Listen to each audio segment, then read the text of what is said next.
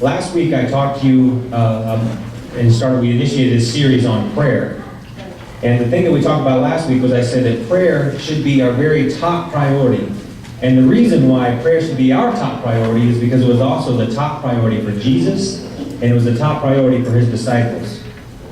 In fact, what we talked about last week was we saw that the disciples themselves, they did absolutely nothing before they began to pray. Think about it. They didn't run out and start an advertising campaign about how to grow the church. They didn't run out and start knocking door to door, saying, hey, let me tell you about Jesus. No, the first thing they did is they gathered together, they stopped, and they prayed.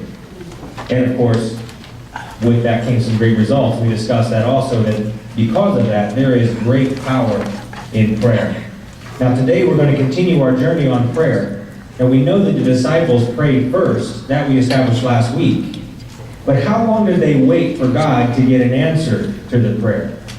So if you look back at the whole Pentecost event, the disciples, based on the timelines that we've been given, the disciples waited for about 7 days in prayer together before God came.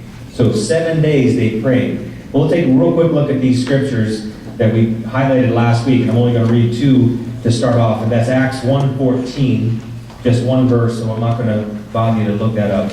These all with one mind were continually devoting themselves to prayer, along with the women, Mary the mother of Jesus, and with his brothers.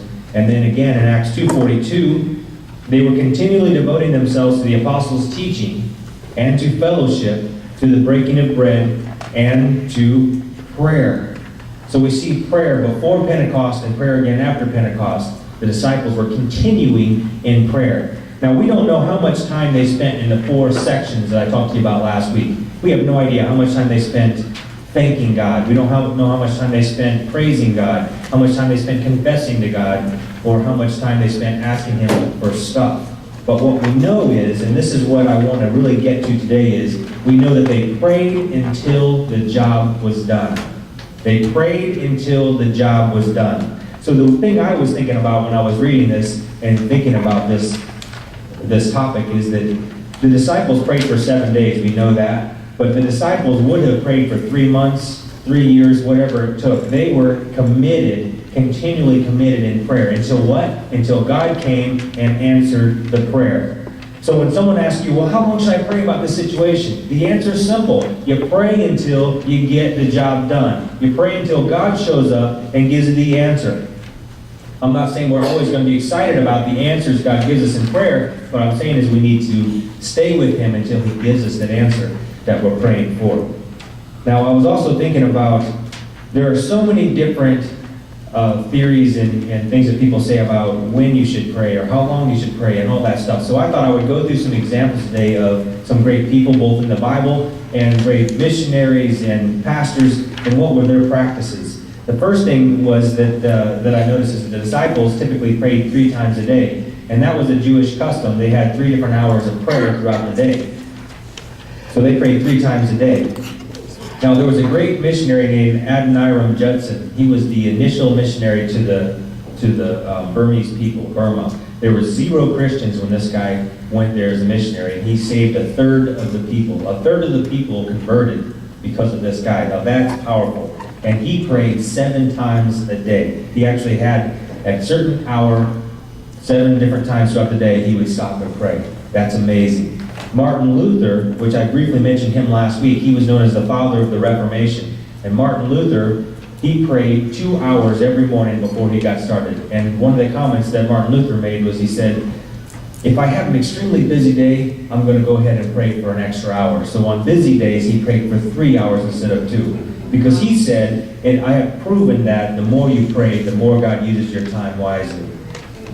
So here's the question I have. Thinking about all these different people and all the times they prayed and how powerful they were. The apostles were powerful. These different missionaries were powerful. Here's the question. Do you think that God can do things bigger than you can? Do you think that God can do things better than you can? Do you think that God can do things more efficiently than you can? Does your prayer life match that? How much time do you spend every single day in prayer? Would you say that you were praying enough to get the job done? If not, here's the question. What are you going to do about it? See, all great movements of God begin with prayer. All great movements of God are based on prayer. All great men of God had a life full of prayer. There's no question about it. Do you want to see a move of God?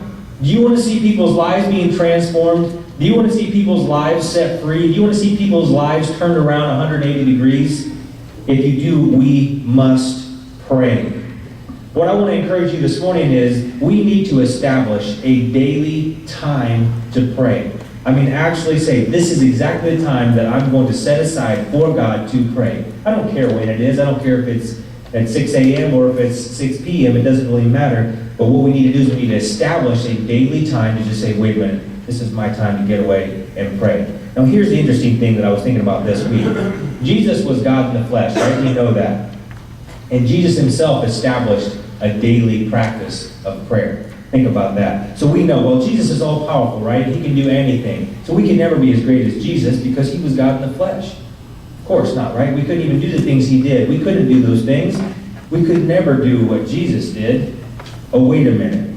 Take a look at the book of John, chapter 14, verse 12. Now, this is Jesus speaking. Listen to what he had to say. Truly, truly, I say to you, he who believes in me, the works I do, he will do also. And greater works than these he will do. Wait a minute. Greater works than these he will do because I go to the Father. Now, people always say Jesus was great because he was God. But Jesus is saying here, not only do I do great things, but you, if you follow after me, will do things even greater than this. When was the last time you turned water into wine? That's what I want to know. When was the last time you raised someone from the dead? I'm telling you, the power in Jesus is the same in us because he is in us and we are in him. And he sits at the right hand of the Father advocating on our behalf. We have the power, but the way to unleash it is in prayer. We have to establish a daily time to pray to get into the presence of God. If Jesus, who was God in the flesh, had to pray to get power, how much more must we also pray to get that power? So, like I said, Jesus established a daily time to pray, and we have several examples of that, and I thought I'd share with you some of the examples of where Jesus would just stop and say, okay, I'm going to go pray. In the book of Mark, chapter 1, verse 35, it says this, in the early morning while it was still dark, Jesus got up, left the house, and went away to a secluded place and was praying there. We also have an example where Jesus was praying late at night in Mark chapter 6, verse 46 and 47. After bidding them farewell, he left for the mountain to pray. When it was evening, the boat was in the middle of the sea, and he was alone on the land. So we have an example here where Jesus, again, walks away from the disciples, gets alone, and goes and prays. There's something really special about getting away and praying, and power comes with it. In the book of Luke, chapter 6, verse 12, it was at this time he went off to the mountain to pray, and he spent the whole night in prayer to God. Not only did Jesus pray every day, set aside time to pray, but when he prayed, sometimes he would pray for long periods of time, and we wonder why we don't have any power. The book of Matthew, chapter 26, verse 36, this is one of the last events in Jesus' life before he went to the cross. Then came Jesus with them to a place called Gethsemane and said to his disciples, sit here while I go over there and pray. And he took with him Peter and the two sons of Zebedee and began to be grieved and distressed. He said to them, my soul is deeply grieved to the point of death. Remain here and keep watch with me. And he went a little beyond them and fell on his face and prayed, saying, my Father, if it is possible, let this cup pass from me. Yet not as I will, but as you will. And he came to the disciples and found them sleeping. And he said to Peter, so, you men could not keep watch with me for 1 hour? Keep watching and praying that you may not enter into temptation. The spirit is willing, but the flesh is weak. And I was thinking about this scripture when I was preparing this morning, and I was thinking, this is really our issue, isn't it, with prayer? Our issue here is that the spirit is willing. Man, I want to pray. I want to seek God. But our flesh is so weak. I'm too tired. I don't think I can do it today. Maybe I'll do it tomorrow, right? That's the battle that we have. We have to conquer that flesh and get to the prompting of the Spirit, because the Spirit is willing, and if we can tap into that, then we can change the world.